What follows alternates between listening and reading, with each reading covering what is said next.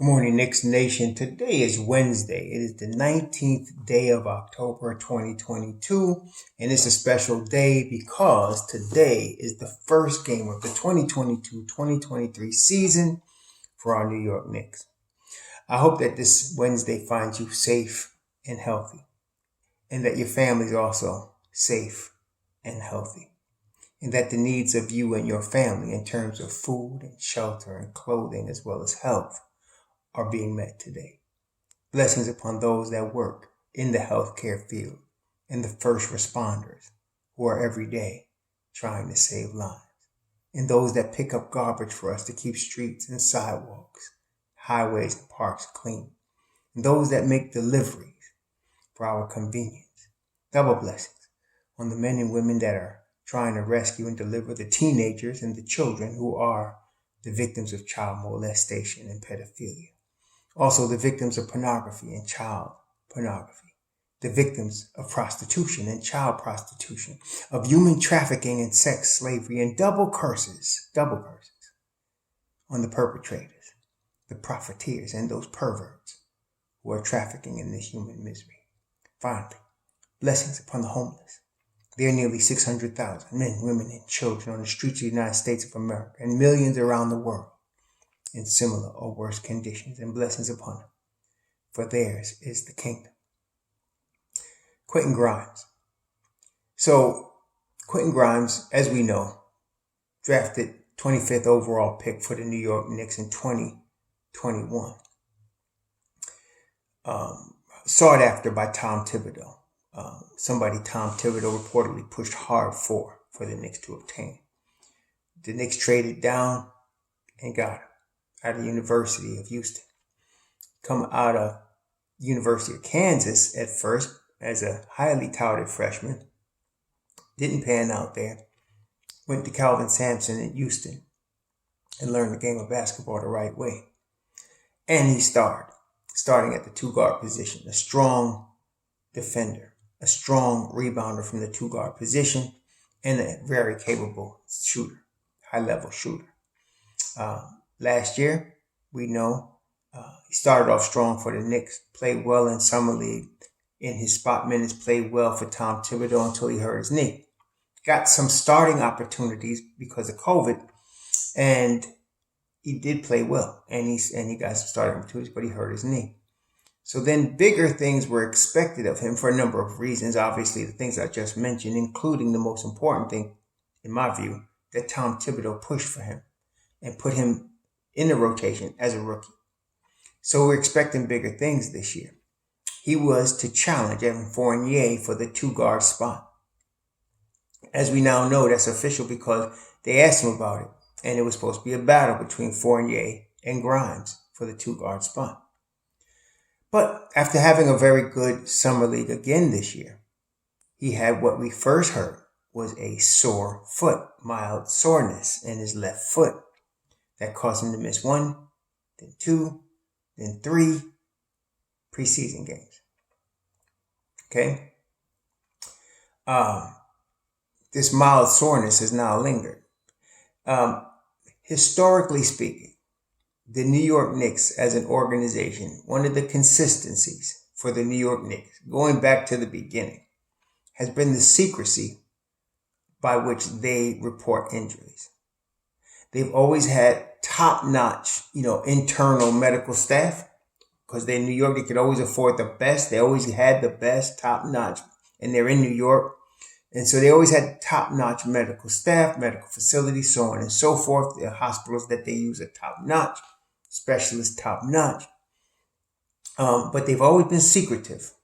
When Bernard King hurt his knee, they were very secretive. And Bernard King was also secretive about the recovery process at that time. And that's not atypical of the New York Knicks. So what I'm saying is we really don't know and won't know how serious the foot injury to Quentin Grimes is.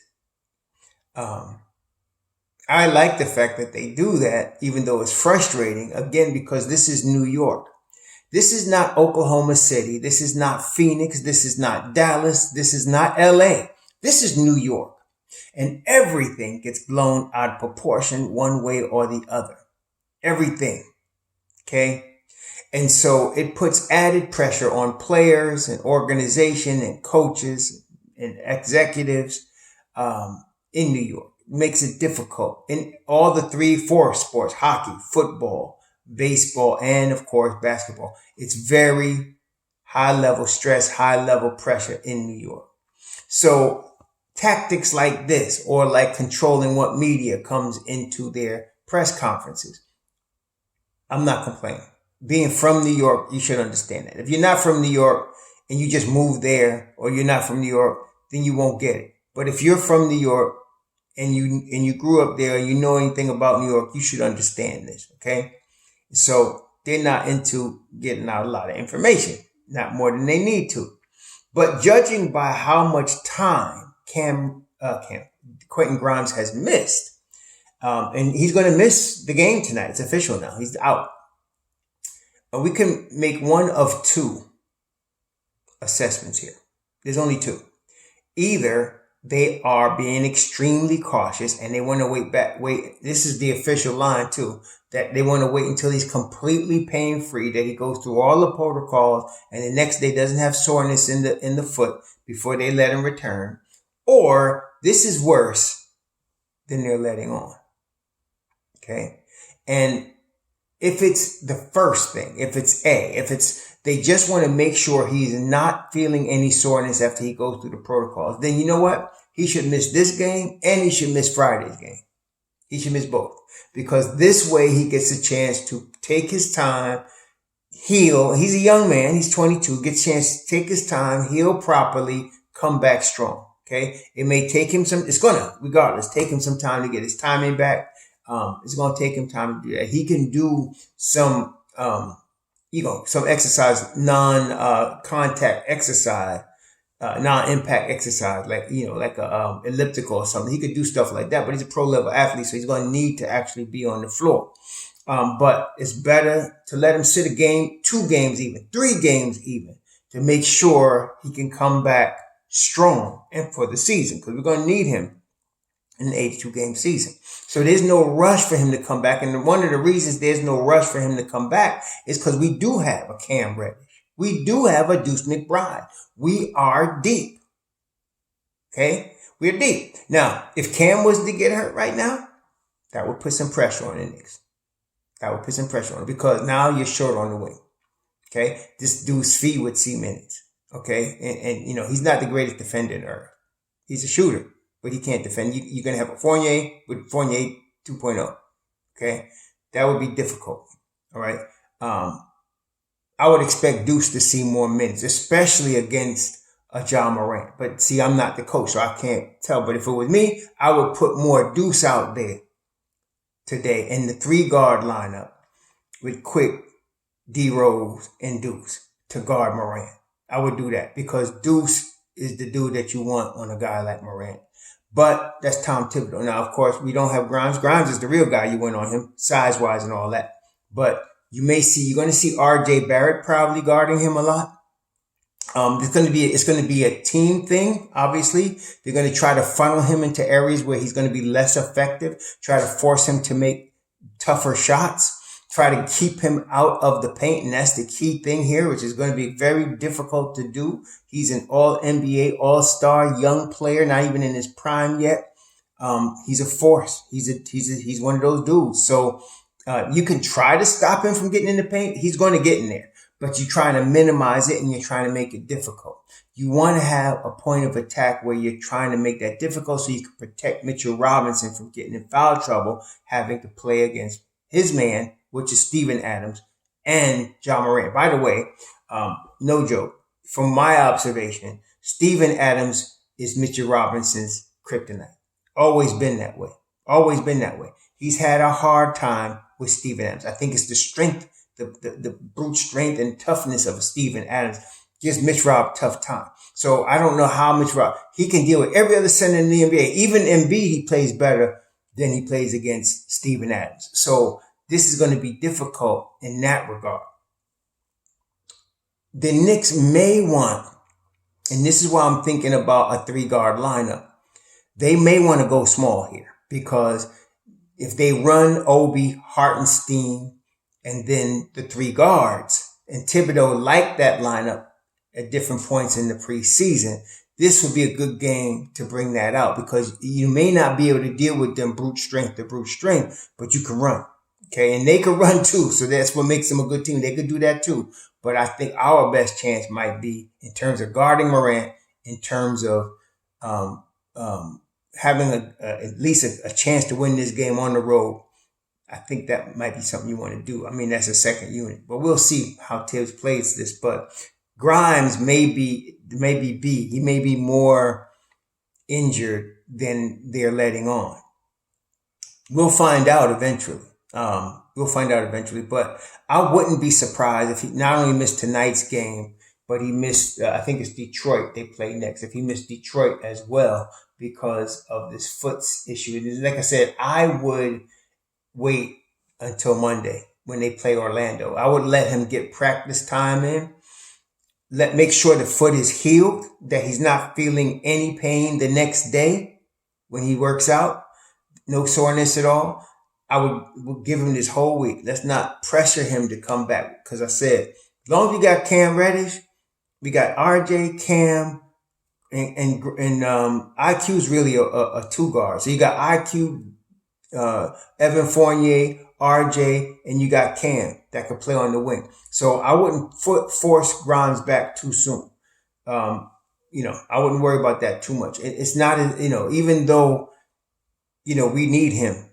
He's a big piece of what the Knicks would be able to do this year with his defense on the perimeter, and his shot making ability. But we can survive without him. We can at this stage. So this is an opportunity for Cam, and maybe an opportunity for Deuce, to show some things, get some serious minutes, and show some things in the second unit. We'll see how this pans out. Like I said, it's going to be a tough game. I know Adams has given Mitch Rob a hard time. I don't know why. Everybody got their kryptonite. Even Michael Jordan. I don't know if many of y'all know, but Rod Strickland used to have some of his best games against Michael Jordan. I don't know what it was about Rod Strickland that caused Jordan to look like he was human. But everybody got their kryptonite. Okay, everybody does. And for Mitch Rob, it's Steven Adams. So I don't know. We're going to have to see how this pans out and how he plays against him in this regard. But it's also a chance to see how much development Mitch Rob has gotten. How far along he's come. This is going to be interesting to see. But I expect Tom Thibodeau to go small a little bit, try to run them, and then put Deuce and RJ at different times on Ja Morant in order to slow him down. You can't stop him. In the NBA, guys like that are so good. To say you're going to stop him, you're not going to lock him up. It's not going to happen. He's going to get his 20-something points, okay, or more. But you want to make it as difficult for him as possible to get those. If he's taking tough shots, if he's trying to force things, that gives us a chance to win. I find that Ja Morant is a much higher IQ player than most people realize. He's not going to force it. He'd rather not score and let Dylan Brooks or somebody else score the points as long as they win. He's that type of guy.